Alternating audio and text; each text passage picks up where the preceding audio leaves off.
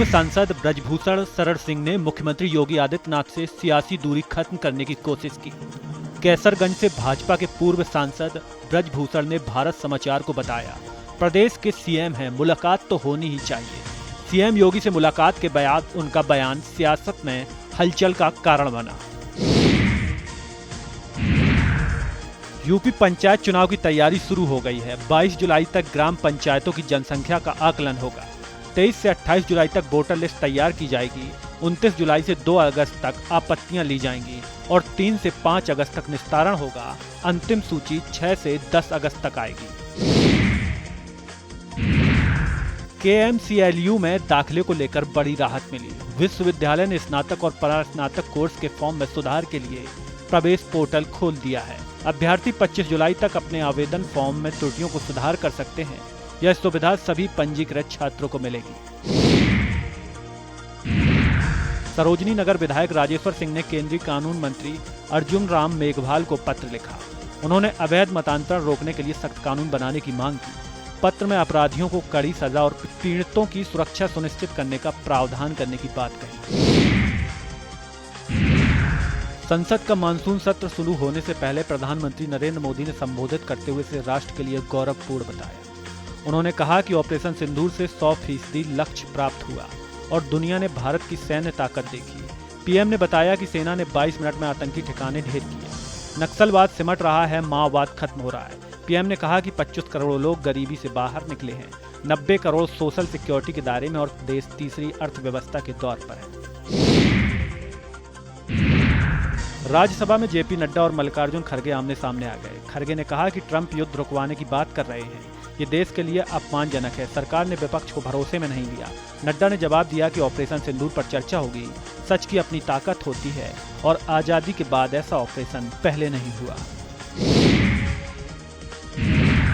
Deputy CM Brajesh Pathak ने कांवड़ यात्रा पर हो रहे उपद्रव को लेकर बड़ा बयान दिया। उन्होंने कहा कि समाजवादी पार्टी के अराजक तत्व भेष बदलकर यात्रा में घुसे हैं और कांवड़ यात्रियों को बदनाम करने की साजिश कर रहे हैं। सरकार ऐसे लोगों पर सख्त कार्रवाई करेगी। आम आदमी पार्टी के राज्यसभा सांसद संजय सिंह ने यूपी सरकार पर जोरदार हमला बोला। उन्होंने कहा कि डबल इंजन की सरकार पूरी तरह फेल हो चुकी है और लाखों बच्चों का भविष्य बर्बाद करने की साजिश हो रही है। उन्होंने सदन में इस मुद्दे पर चर्चा की मांग की। 2 अगस्त को लखनऊ में बड़ा विरोध प्रदर्शन होगा। 2006 के मुंबई ट्रेन ब्लास्ट में 19 साल बाद बड़ा फैसला आया। कोर्ट ने सबूतों की विश्वसनीयता न होने के चलते 11 आरोपियों को बरी कर दिया।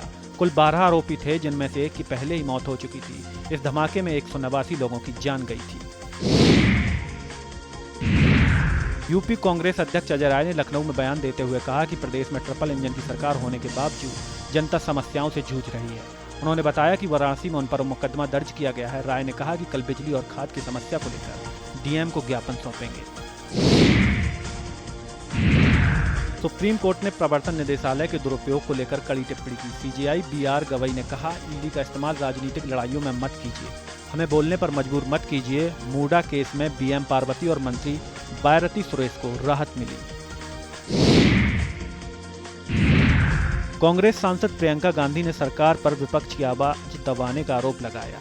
उन्होंने कहा कि राहुल गांधी को बोलने नहीं दिया जा रहा, विपक्ष का मुंह बंद किया जा रहा है। प्रियंका ने चुनौती देते हुए कहा कि अगर सरकार तैयार है तो संसद में खुलकर चर्चा करे।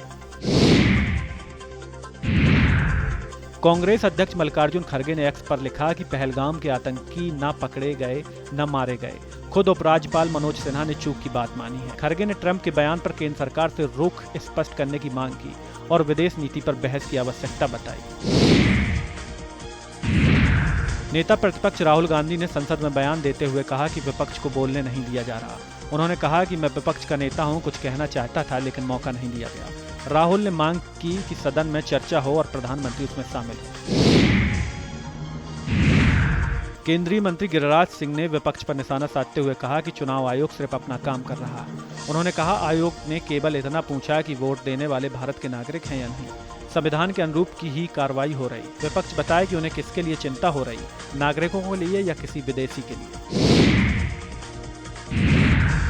मुख्यमंत्री योगी आदित्यनाथ ने पूर्वी पाकिस्तान से विस्थापित परिवारों को लेकर बड़ा निर्देश दिया। उन्होंने कहा कि इन परिवारों की भूमि स्वामित्व अधिकार दिया जाएगा। पीलीभीत, लखीमपुर, बिजनौर और रामपुर में बसे 10,000 से अधिक परिवारों को राजस्व रिकॉर्ड में दर्ज किया जाएगा। योगी ने इसे सिर्फ पुनर्वास नहीं बल्कि राष्ट्रीय जिम्मेदारी बताया।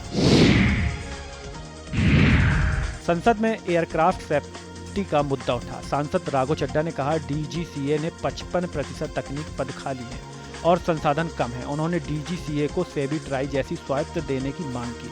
राघव ने कहा आसमान में गलती की कोई गुंजाइश नहीं। 145 सांसदों ने लोकसभा अध्यक्ष को जस्टिस यशवंत वर्मा को हटाने के लिए महाभियोग प्रस्ताव पर हस्ताक्षर कर ज्ञापन सौंपा। इसमें Congress, TDP, JDU, JDS, Jana Sena, LJP, SKP और सीपीएम के सांसद शामिल हैं। अनुराग ठाकुर, राहुल गांधी समेत कई नेताओं ने भी हस्ताक्षर किए। सपा विधायक इकबाल मोहम्मद ने कहा कि मुख्यमंत्री द्वारा कांवड़ियों पर पुष्प वर्षा की बात अच्छी है।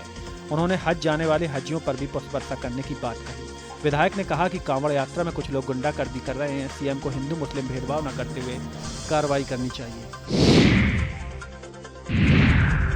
सपा अध्यक्ष अखिलेश यादव ने एक्स पर लिखा पहलगाम का सच बताओ, अपनी गलती छुपाओ नहीं। पहलगाम में हुई चूक क्या गलती थी या भूल। उन्होंने कहा कि विदेशी नीति में हुई असफलता से देश की छवि कमजोर हुई है और अब कोई देश साथ नहीं है।